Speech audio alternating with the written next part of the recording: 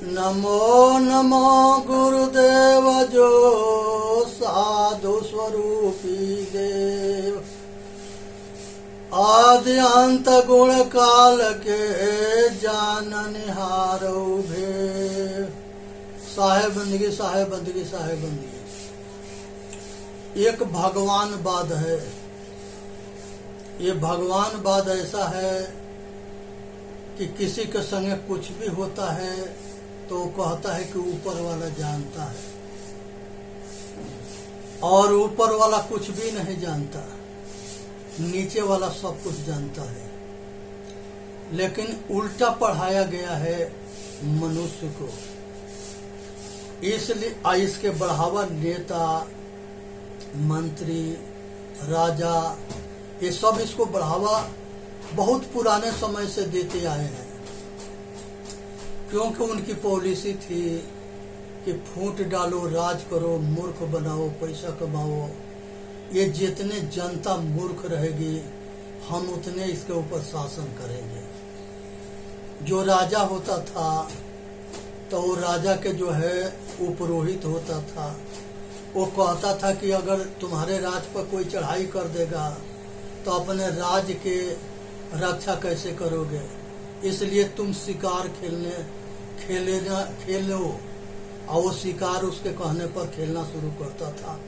One में घूम घूम के पशुओं के मारना, उसको पका करके खाना, वो जो है सबसे पहले हिंसकी हो जाता था, मांसाहारी हो जाता था।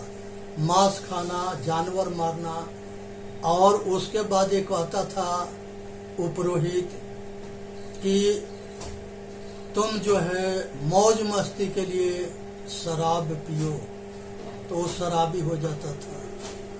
उसके बाद ये कहता था कि मौज मस्ती के लिए वेश्यागिरी करो, अब वो मौज मस्ती में वेश्यागिरी करने लगता था। उसके बाद से जो है कहता था कि राजधर्म है जुआ खेलने के, तो वो हिंसकी हो गया, जानवर के मारने वाला, मांसाहारी हो गया, मांस खाने वाला, वेश्यागिरी करने वाला हो गया, और शराब पीने वाला हो गया, मादक हो गया, और जुआ खेलने लगा। दुनिया के सारे कुकर्म करने में उसको पक्का कर देता था ऊपर, और उसके कोष जो है मंदिर के नीचे तहखाना में रखवा देता था। रानी के कहता था कि ये रानी जो है कोषाध्यक्ष रहेगी, उसके पास ताले चाबी रहेगा। राजा वन वन भटकता रहा, जानवर मारने के, पकाने खाने में लगा रहता था। और ये जो है रानी कोषाध्यक्ष थी, मंदिर के नीचे तहखाना में जाती थी। वहाँ कौन रहता था? पंडित रहता था। वो वेश्यागिरी या दारू शराब में लगा रहता था, और पंडित यहाँ ये रानियों के साथ लगा रहता था। ये बहुत बड़ा षड्यंत्र था। इसलिए षड्यंत्र से आज भी जो है इस पहलू पर काम हो रहा है। नौजवानों के पतन करने के लिए सभी देश जो है नशा के तस्करी करते हैं। सभी देश वाले शराब के, मांस के, वेश्यागिरी के बढ़ावा देते हैं। और आज जो है ये अज्ञानी जो है अपना खूब पतन कर रहे हैं। इसलिए सबसे बचना है और अपना कल्याण करना है। किसी के बहकावा में ना आना है। कहीं लिखा है, किसी ने कहा है, और अगर वो हमारे अहितकर है तो नहीं माननी है, अगर हितकर है तो माननी है। मनुष्य के कल्याण के बात कहीं लिखा है तो उसे माननी है, अपने विचार रूपी कसौटी पर कस करके, सत्य असत्य के निर्णय करके। और किसी ने कहा है, कहीं लिखा है, हमारे विचार के कसौटी पर वो खरा नहीं उतरता है, उसे नहीं महान मानना चाहिए, ये बुद्ध भगवान कहते हैं। और कहीं लिखा है, अब किसी ने कहा है, मनुष्य जाति के कल्याण के लिए है, उसको मान लेना है, अपने विचार और विवेक के कसौटी पर कस करके। तो इसलिए जो है भगवानवाद के मानने वाले कभी सुखी ना रहे, हमेशा भटकते रहे, और मूर्ख बनते रहे, और ये धूर्त उनको नचाते रहे। दूसरे नंबर पर आता है परंपरावादी। हमारे पूर्वज जो है पृथ्वी के, भारत माता के, ये दूगों के पूजा करते थे। जल के, नदी के, तालाब के, कुआं के पूजा करते थे, अग्नि के पूजा करते थे, वायु के पूजा करते थे। और ये जो है जड़ के इसलिए पूजा करते थे कि ये जड़ से शरीर बना है और ये मनुष्य जाति के उपयोगी है। लेकिन ये पृथ्वी, जल, अग्नि, वायु, आकाश, ये पांचों के पास ज्ञान ना है। चांद, सूरज और तारागण, ये 8 वसु है, 8 के देवता माना गया है। अब पूरा वेद में 8 के जो है बहुत विस्तार से वर्णन करके जड़ पूजा बहुत विस्तार से होता रहा। हमारे पूर्वज करते रहे, क्योंकि उस समय उनको पता न था कि ये सबके पास ज्ञान न है। इसी को प्रकृति भी कहते हैं, और प्रकृति के पास ज्ञान न है। प्रकृति में गुण, धर्म, क्रिया, मेल, आकार, ये 6 गुण मिलता है। और ये 6 गुण के वजह से पृथ्वी जो है सृष्टि भी करती है और संहार भी करती है, और प्रकृति जो है कर्म फल भोग भी देती है। अच्छे करेंगे तो अच्छा मिलेगा, बुरा करेंगे तो बुरा मिलेगा। जो बोएंगे वो काटेंगे।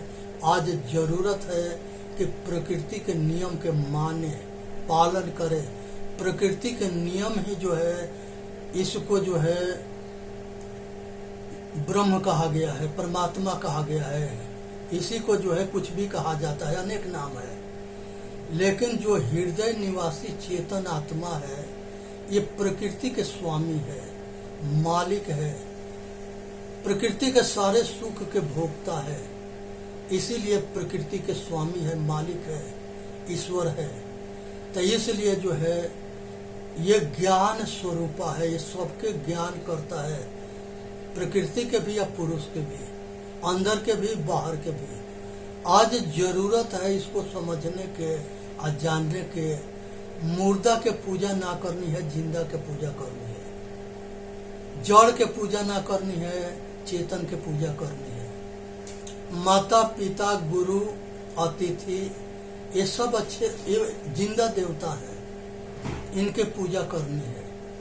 परिवार है, रिश्तेदार है, समाज है, संत गुरु हैं, ऋषि मुनि है, महर्षि है, ये सब के सेवा पूजा करनी है। तो इसलिए परिवार, रिश्तेदार और समाज में जो विचारक होते हैं, अच्छे होते हैं, यही देवी देवता है। और इसी में जो गलत होते हैं, दुर्गुणी होते हैं, अत्याचारी होते हैं, वो राक्षस है। आज समझने के, विचार करने के विषय है। तो इसलिए भगवानवाद के पशु ना बने, भाग्यवाद के पशु ना बने। अनाड़ी कहते हैं कि हमारे भाग्य में जो लिखा है वही होगा। कितनों चतुराई करेंगे तो हम बचेंगे नहीं। संसार में मनुष्य अपने कर्म रूपी कलम से अपना किस्मत लिखता है, उसी को भाग्य कहते हैं। कहते हैं सब कि ब्रह्मा भाग्य लिखता है। ब्रह्मा के भाग्य किसने लिखा है? विष्णु के भाग्य किसने लिखा है? शिव के भाग्य किसने लिखा है? ये सब अपने कर्म रूपी कलम से अपना किस्मत लिखते थे। 24 भगवान जिस समय पैदा हुए थे, उस समय सब लोग उनके बात नहीं मानते थे। सब के बहुत बड़े स्तर पर विरोध हुआ। आज जो है कुछ जो है अपने के दावा करते हैं कि 108 हम जगत गुरु हैं। जगत के गुरु कोई ना है।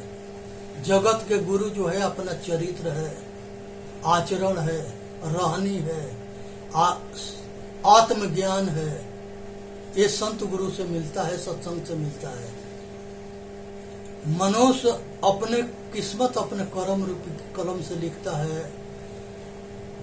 तुलसी जी बाबा कहते हैं कि ना काहू के सुख दुख दाता, निज कृत कर्म भोग सुन भ्राता।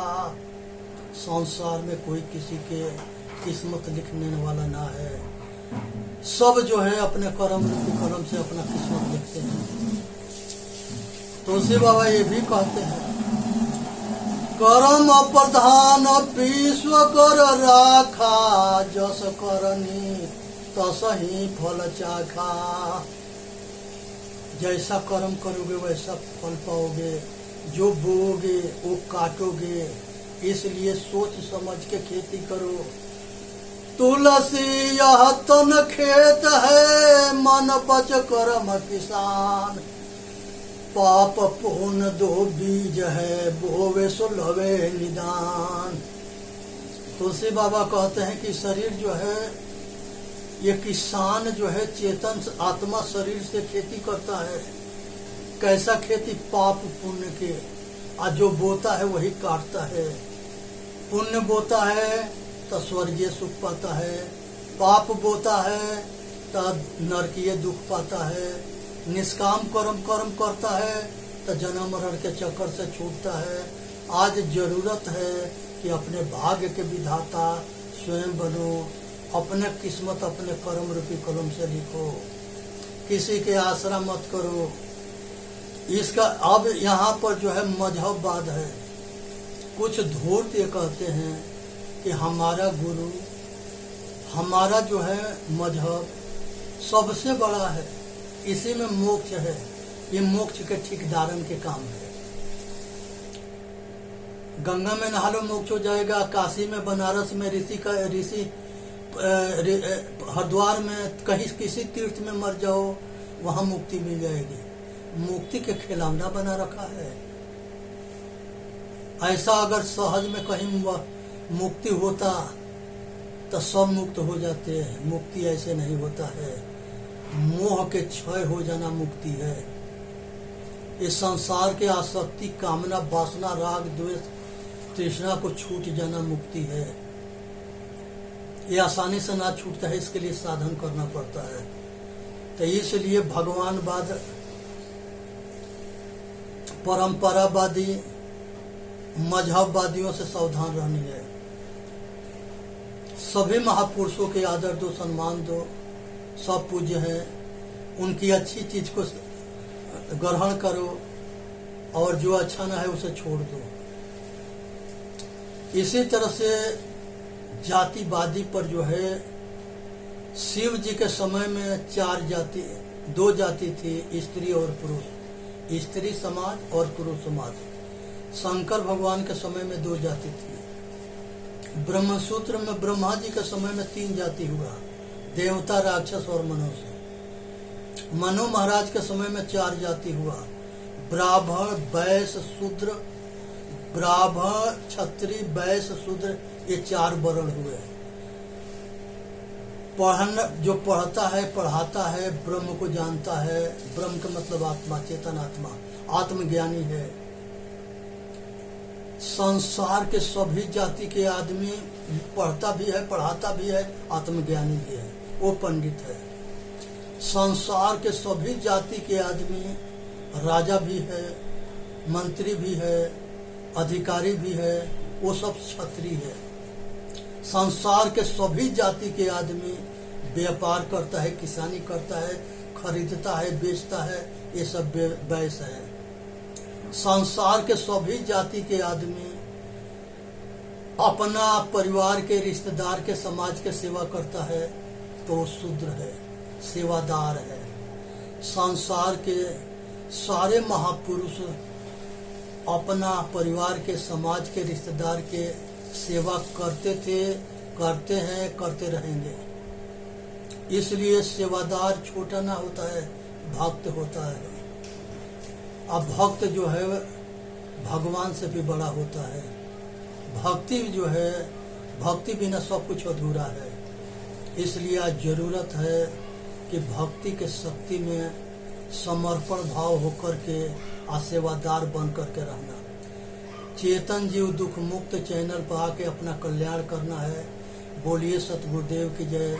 साहेब बंदगी, साहेब बंदगी, साहेब बंदगी।